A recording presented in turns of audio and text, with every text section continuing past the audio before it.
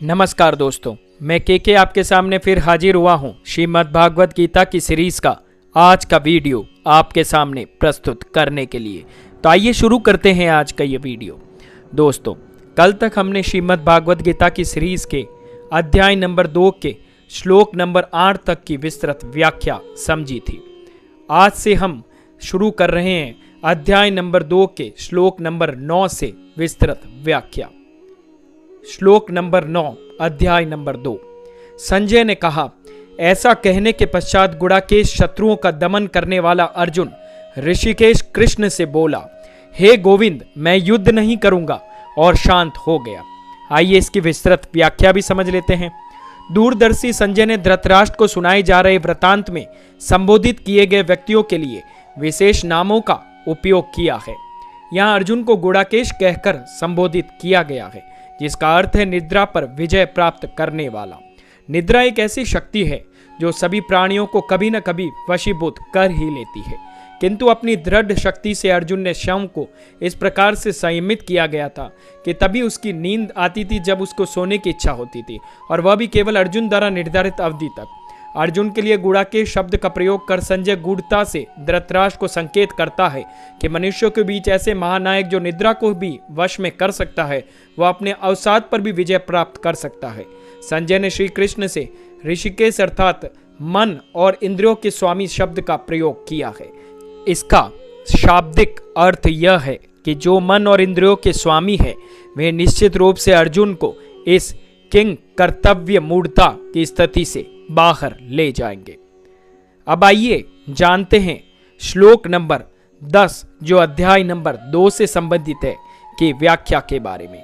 हे भरतवंशी, धृतराष्ट्र तत्पश्चात दोनों पक्षों की सेनाओं के मध्य शोकाकुल अर्जुन से कृष्ण ने प्रसन्न होते हुए ये वचन कहे।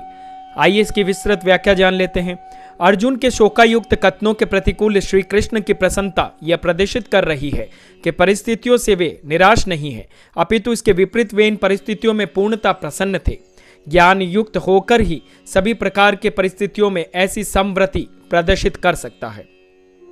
अपने अधूरे ज्ञान के कारण हम जिन परिस्थितियों का सामना करने में स्वयं को असमर्थ पाते हैं, उन्हें दोषी मानते हैं, दुखी होते हैं, उन पर खींचते हैं, उनसे दूर भागना चाहते हैं और उन्हें अपने दुर्भाग्य के लिए उत्तरदायी भी ठहराते हैं, किंतु प्रबुद्ध आत्माएं हमें अवगत कराती हैं कि भगवान द्वारा सृजित सृष्टि सभी प्रकार से पूर्ण है तथा शुभ और अशुभ परिस्थितियां हमारे सम्मुख दिव्य प्रयोजन हेतु उत्पन्न होती है।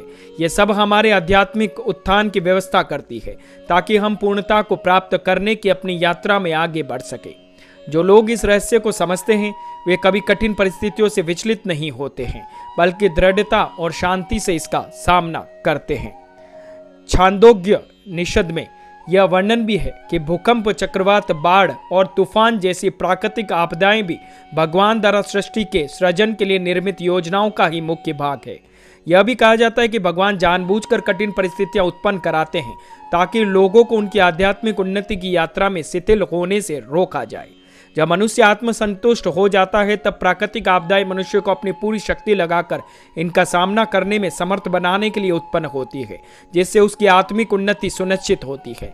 यह ध्यान देना आवश्यक है कि जिस उन्नति की हम बात कर रहे हैं, इसका तात्पर्य बाहरी भौतिक विलासिताओं को बढ़ाने से नहीं है, अपितु यह आत्मा की आनंदमय दिव्यता का नित्य आंतरिक प्रकटन भी है।